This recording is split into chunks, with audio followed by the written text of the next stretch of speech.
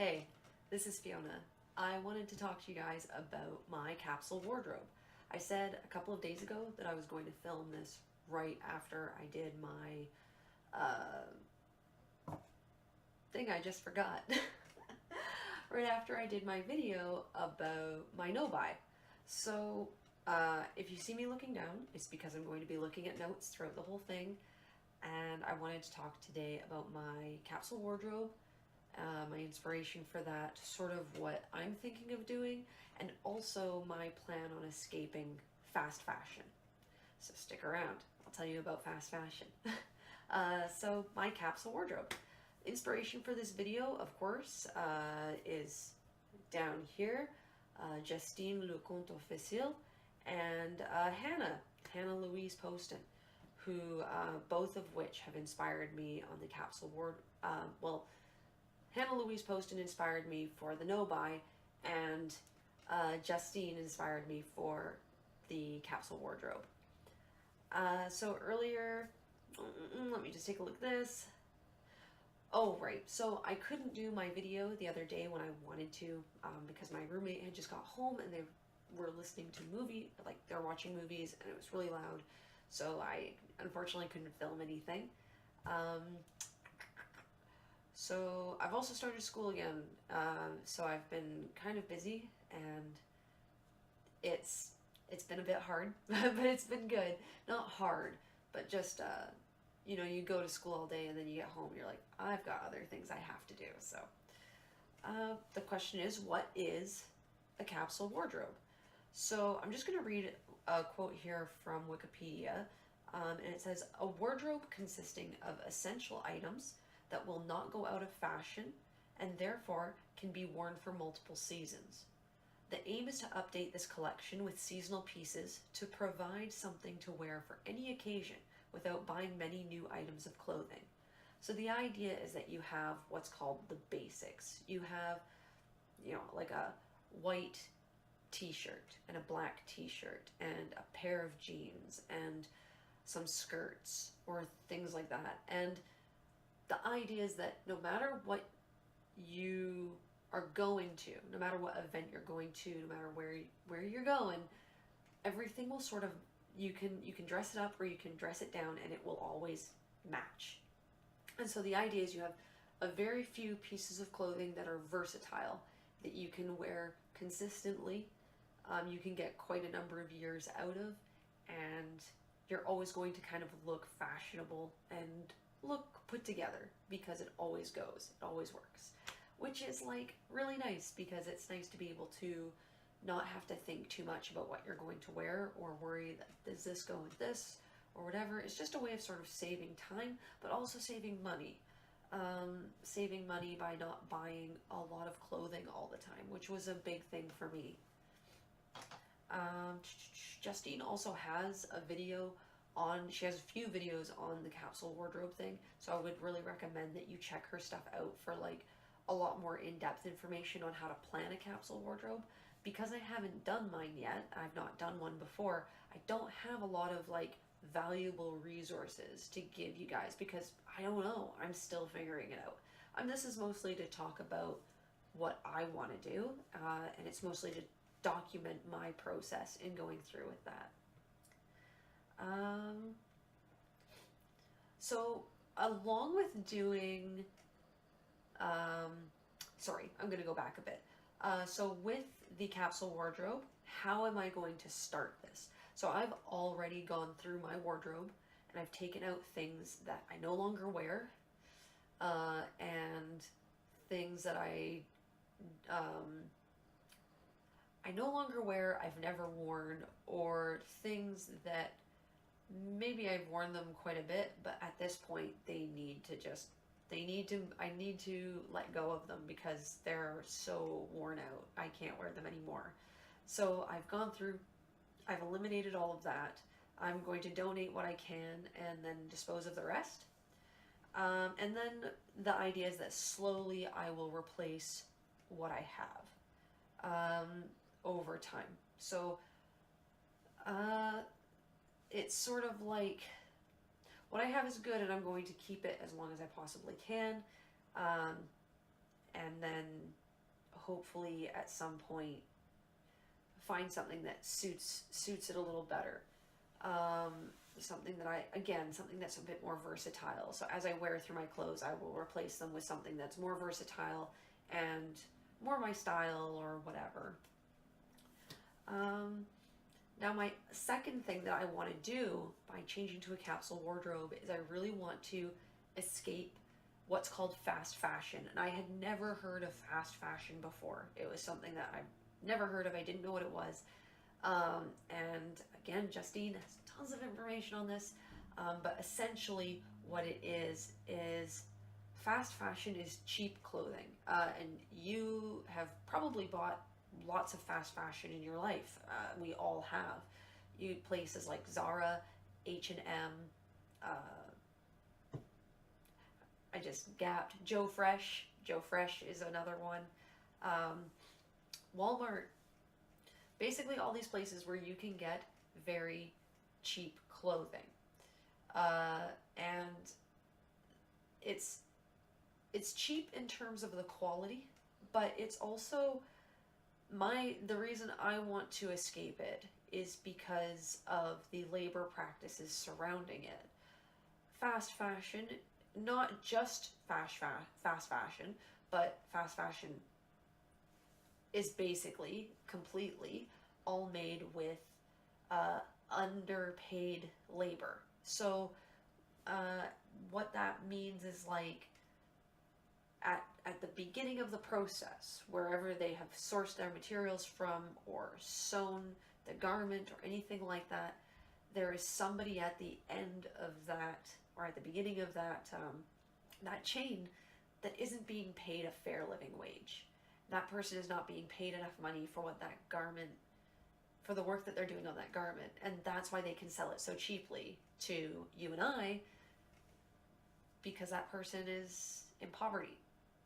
So it's a really unfortunate thing. It's really not something that I want to continue to support. It's not something that I want to own.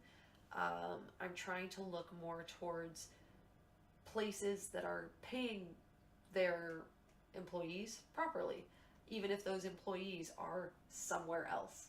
We all deserve to be paid for our work. We all deserve to be paid fairly for that work. So that's important to me.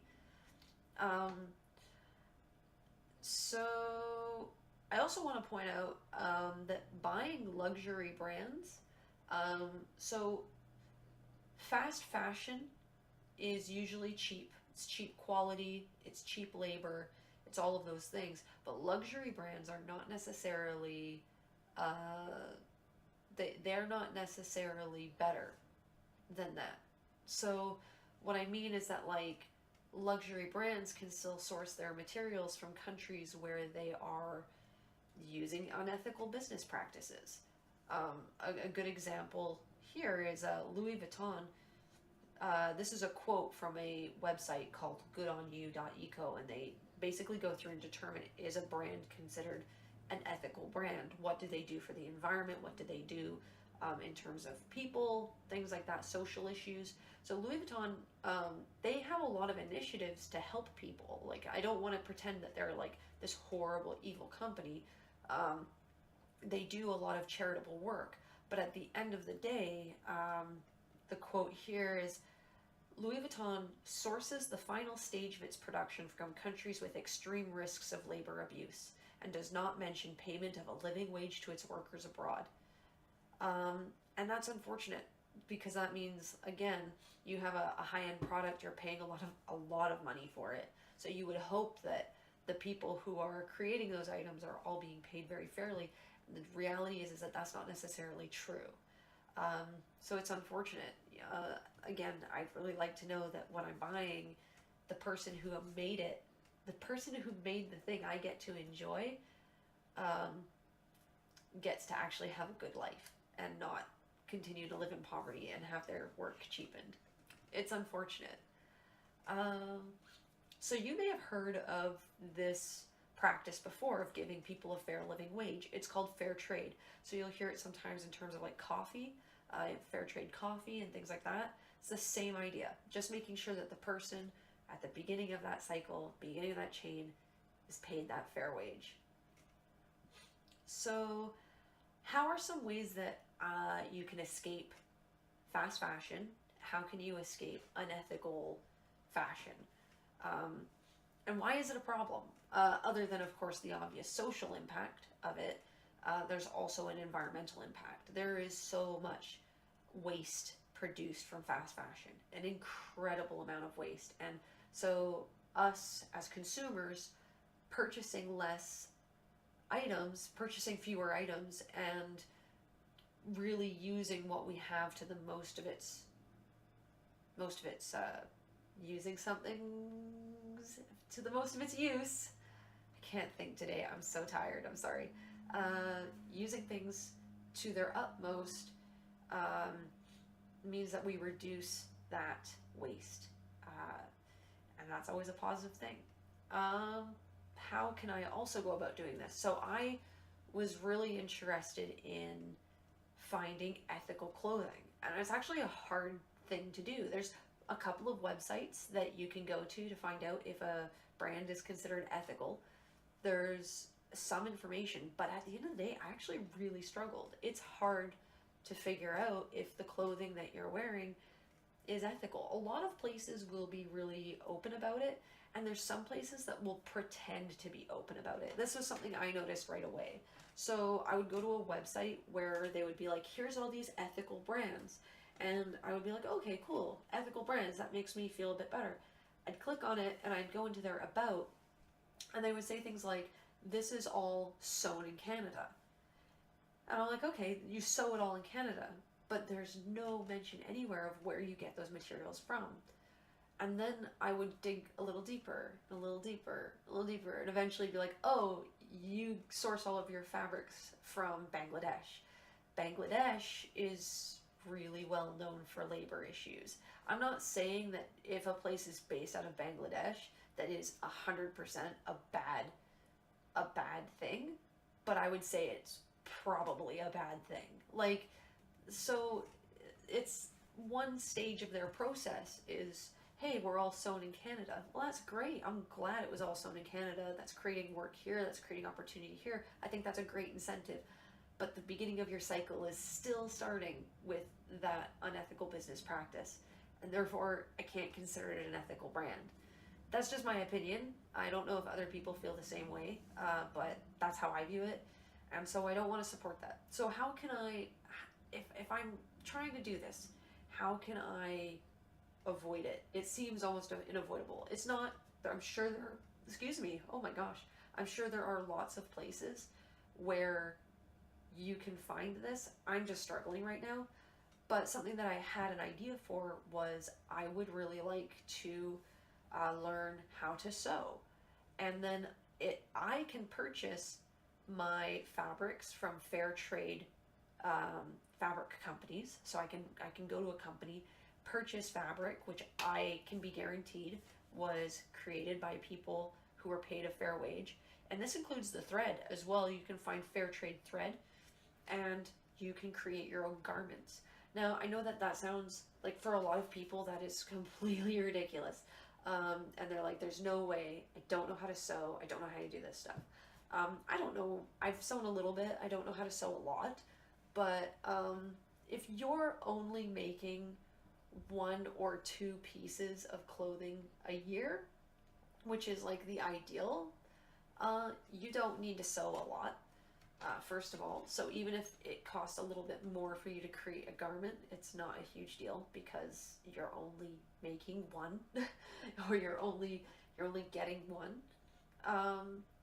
The other part of it is that it's actually more accessible than you might think to sew a garment. I found a place where I live, keeping in mind I do live in a bigger city, but like I found a place here where they have machines that you can rent. So as long as you take one of their classes, which is about $40, you go, you take a class, you then afterwards can use one of their machines for $8 an hour. So like, it's not something I have to go out and make the investment in buying a machine and then having a space for it or things like that. If you live in a smaller place and it's really hard for you to find space to do something like that, then there might be something like that available where you live. On top of it, they're teaching you how to sew before you can start doing that. So you're learning probably enough. I haven't done it yet. I want to. I haven't done it yet. But they have like the project that you do. One of them's a tote bag. So you're learning a little bit, enough to get you started, and then to sew some very basic clothing, like a basic t-shirt, is not really a huge skill set that you need to have in order to do that. So this is something that I'm thinking of. Whether or not I'm going to do it or it's practical, I'm not sure yet, but it's sort of in the direction that I'm thinking. And the other end of that is if you're 100% like, I don't want to learn how to sew and I don't want to do this, a suggestion that I saw online that I thought was really good was buy the fabric that you want and then go to a tailor. Go to a seamstress, go to a person who sews for a living. You might have to pay a lot of money for that garment, but that garment is going to be perfectly fitted to you. It's going to be so well made. It's going to be exactly what you wanted. So you're paying more money, but you're getting a garment that 100% you're going to love and enjoy and probably have for a long time. So I think that that's probably a great idea. Find a good tailor, find a good seamstress, find a good tailor, whatever, and keep them and pay them that money and get nice clothing. I think that that's very much worth it. And if I decide that sewing is like too difficult or just not a thing that I feel comfortable or confident with, that might be the direction that I go. Yeah, so I just kind of wanted to put this up to share my ideas, share again what kind of a capsule wardrobe is, what it's supposed to do, and again, Justine has got so much information on it that if you're really curious, I would say go look at that. This is more of a vlog for me to organize myself with very minimal like editing and stuff. You're gonna see I'm not going to edit like basically anything. I'm just gonna record it and go, because the idea is not that this isn't going to take up a ton of my time. I don't want it to. It's more for me, and it's more for me to just talk about it and keep myself motivated to do what I'm doing for my 2019. I don't really want to call them resolutions, because you set yourself up for failure when you call it a resolution. My 2019 lifestyle choices. Let's go with that. All right, thank you so much for coming and watching my video, watching me ramble on and sneeze and sniffle and forget things. It's nice of you to come and watch me do that. All right, well, take care, okay? Enjoy your 2019. Bye.